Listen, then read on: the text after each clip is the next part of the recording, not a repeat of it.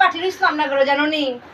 কিছু রাঁধছেন শুনি আর জানো নি মাথা যে বেদনা গো ওইটার লাগি জানো নি আজকে আর একটু কিছু দিয়া দিলে রবো আজকে আইসি আশা করি তোমার কিছু তো ধোয়া খাই না খালি বাটি রোজ দিন দিয়া দাও ঘুরে ঘুরে আচ্ছা ওই তো মাংস রান্নাম দেখ মাংস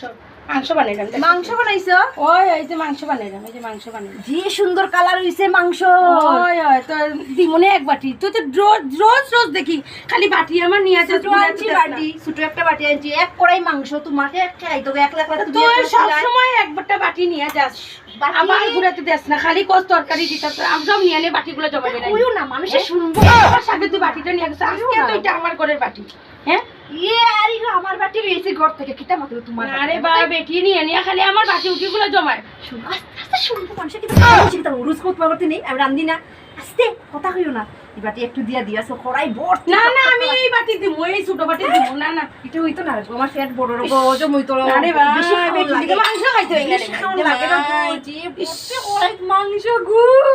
তোর ঘরে বিরিয়ানি বানিয়ে দিয়ে পাঠাতে এই বড় বাটিটা আমার বিরিয়ানি দিচ্ছি এই না বিরিয়ানি আমরা প্রিন্স রেনে খাই না রাখো আমরা আচ্ছা দিব না বাপ রে বাপ ঠিক আছে